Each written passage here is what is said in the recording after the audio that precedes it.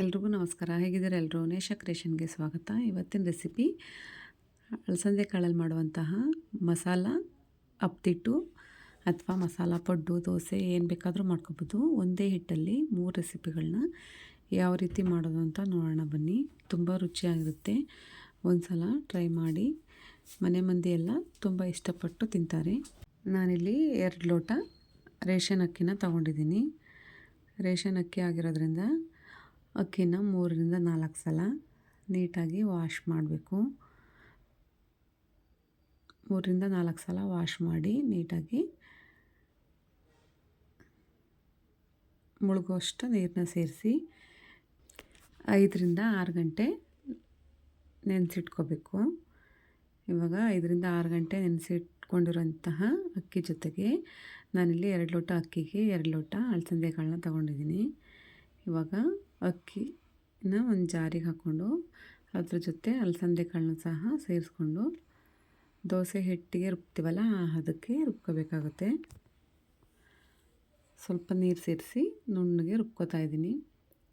ನೋಡಿ, ಈ ಹದದಲ್ಲಿ ಹಿಟ್ಟು ರೆಡಿಯಾಗಿದೆ. ಇವಾಗ ಉಳಿದಿರುವಂತಹ ಅಕ್ಕಿ ಮತ್ತು ಅಲಸಂದೆ ಕಾಳನ್ನು ಸೇರಿಸಿ ರುಬ್ಬಿಟ್ಕೋತಾ ಇದ್ದೀನಿ. ಇವಾಗ ರುಬ್ಬಿರುವಂತಹ ಹಿಟ್ಟು ರೆಡಿಯಾಗಿದೆ.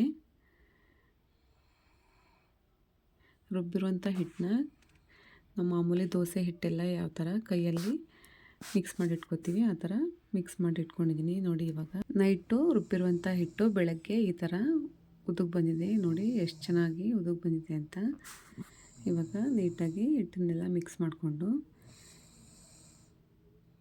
ಈ ಹದದಲ್ಲಿ ಹಿಟ್ಟನ್ನ ರೆಡಿ ಮಾಡಿ ಇಟ್ಕೊಂಡು ಇವಾಗ ಇದಕ್ಕೆ ಮಸಾಲೆನ ರೆಡಿ ಮಾಡ್ಕೊಳ್ಳೋಣ. ಒಂದು ಮಿಕ್ಸಿ ಜಾರ್ ತೊಗೊಂಡು 1 ಸ್ಪೂನ್ ಜೀರಿಗೆ, 1 ಗಡ್ಡೆ ಬೆಳ್ಳುಳ್ಳಿ, 1-2 ಇಂಚು ಚಕ್ಕೆ, 5ರಿಂದ 6 ಲವಂಗ, 2 ಇಂಚು ಶುಂಠಿ, 5ರಿಂದ 6 ಹಸಿಮೆಣಸಿನ್ಕಾಯಿ.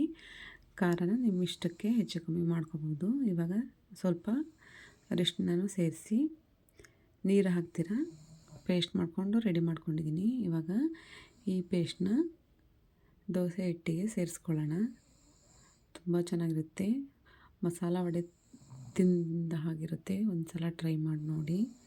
ಮನೆಯಲ್ಲಿ ಎಲ್ಲರೂ ಇಷ್ಟಪಟ್ಟು ತಿಂತಾರೆ. ಇವಾಗ ಸಣ್ಣದಾಗಿ ಹಚ್ಕೊಂಡಿರುವಂಥ 1 ಈರುಳ್ಳಿ, ಸಬ್ಸಿಗೆ ಸ್ವಲ್ಪ ಜಾಸ್ತಿನೇ ತೊಗೊಂಡಿದ್ದೀನಿ, ಕೊತ್ತಂಬರಿ ಸೊಪ್ಪು, ಅರ್ಧ ಹೋಳು ತೆಂಗಿನಕಾಯಿ ತುರನ್ನು ಸಹ ತೊಗೊಂಡಿದ್ದೀನಿ.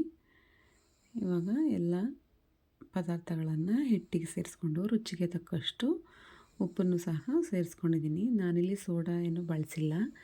ನೀವು ಬೇಕಿದ್ದಲ್ಲಿ ಸೋಡಾನ ಸ್ವಲ್ಪ ಹಾಕೋಬಹುದು. ಇವಾಗ ನೋಡಿ, ಎಲ್ಲನೂ ಹಿಟ್ಟಿನ ಜೊತೆ ಮಿಕ್ಸ್ ಮಾಡ್ತಾಯಿದ್ದೀನಿ. ಹಿಟ್ಟು ಈ ಹದದಲ್ಲಿದೆ. ಇವಾಗ ಪಡ್ಡಿನ ಹಂಚನ್ನು ಕಾಯಕ್ಕಿಟ್ಟಿದ್ದೀನಿ. ಎಣ್ಣೆ ಅಥವಾ ತುಪ್ಪನ ಯಾವ್ದು ಬೇಕಾದರೂ ನೀವು ಸೇರಿಸ್ಕೋಬೋದು. ಈಗ ಎಣ್ಣೆ ತುಪ್ಪನ ಸೇರಿಸಿದ್ದಾದಮೇಲೆ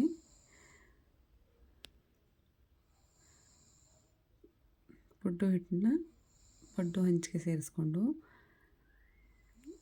ಮುಚ್ಚಳನ ಮುಚ್ಚಿ 2ರಿಂದ 3 ನಿಮಿಷ ಮೀಡಿಯಮ್ ಉರಿಯಲ್ಲಿ ಬೇಯಿಸ್ಕೋಬೇಕಾಗುತ್ತೆ.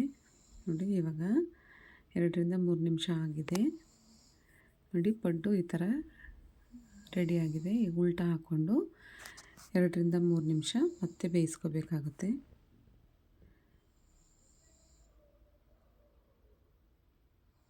ತುಂಬ ರುಚಿಯಾಗಿರುತ್ತೆ. ಮಕ್ಕಳಿಗೆ ಮಾಡ್ಕೊಳ್ಳಿ ಒಂದು ಸಲ, ತುಂಬ ಇಷ್ಟಪಟ್ಟು ತಿಂತಾರೆ. ನೋಡಿ, ಇವಾಗ ಪಡ್ಡು ರೆಡಿಯಾಗಿದೆ. ತುಂಬ ರುಚಿಯಾಗಿರುವಂತಹ ಅಲಸಂದೆ ಕಾಳಿನ ಪಡ್ಡು ರೆಡಿಯಾಗಿದೆ.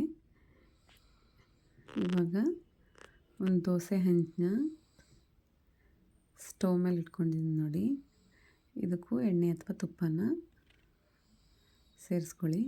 ಇವಾಗ ನಮ್ಮ ಕಡೆ ಇದಕ್ಕೆ ಅಪ್ಡೇಟ್ ಅಂತಾರೆ. ನೋಡಿ, ಈ ಥರ ಚಿಕ್ಕ ಚಿಕ್ಕದಾಗಿ ಪುಟ್ಟದಾಗಿ ಮಾಡಿಕೊಟ್ರೆ ಮಕ್ಕಳು ಕೂಡ ತುಂಬ ಇಷ್ಟಪಟ್ಟು ತಿಂತಾರೆ. ಪಡ್ಡುನ ಹಂಚ್ ಮೇಲೆ ಹಾಕಿ ಎಣ್ಣೆ ಅಥವಾ ತುಪ್ಪನ ಸೇರಿಸ್ಕೋಬೋದು. ಇವಾಗ 2 ನಿಮಿಷ ಮುಚ್ಚಿ ಸಣ್ಣ ಉರಿಯಲ್ಲಿ ಬೇಯಿಸ್ಕೋಬೇಕಾಗುತ್ತೆ. ನೋಡಿ, ಇವಾಗ ಉಲ್ಟಾ ಮಾಡಿ ಬೇಯಿಸ್ಕೊಳ್ಳಿ. ಇದು ತಿನ್ನೋಕ್ಕೆ ಮಸಾಲ ವಡೆ ತಿನ್ನಂಗೆ ಆಗುತ್ತೆ. ಮಕ್ಕಳು ಕೂಡ ಲಂಚ್ ಬಾಕ್ಸಿಗೆ ಹಾಕ್ಕೊಟ್ರೆ ಇಷ್ಟಪಟ್ಟು ಖಾಲಿ ಮಾಡ್ಕೊಬರ್ತಾರೆ. ಅಷ್ಟು ಚೆನ್ನಾಗಿರುತ್ತೆ. ಒಂದು ಸಲ ಟ್ರೈ ಮಾಡಿ ನೋಡಿ. ಇವಾಗ ಅಪ್ಪಿಟ್ಟು ರೆಡಿಯಾಗಿದೆ. ಇವಾಗ ಅದೇ ಹಿಟ್ಟಲ್ಲಿ ದೋಸೆ ಕೂಡ ಮಾಡ್ಕೋಬೋದು.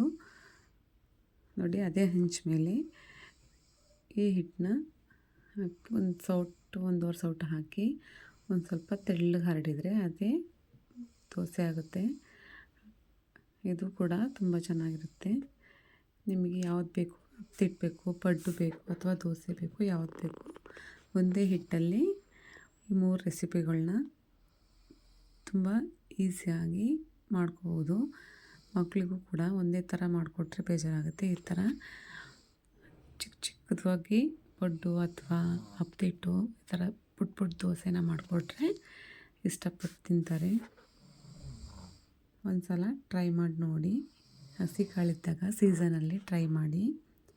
ನಮ್ಮ ಚಾನಲ್ನ ಸಬ್ಸ್ಕ್ರೈಬ್ ಮಾಡ್ಕೊಂಡು ನೋಡಿ. ಪಕ್ಕದಲ್ಲೇ ಬರುವಂತಹ ಬೆಲ್ ಐಕನ್ನ ಕ್ಲಿಕ್ ಮಾಡಿ.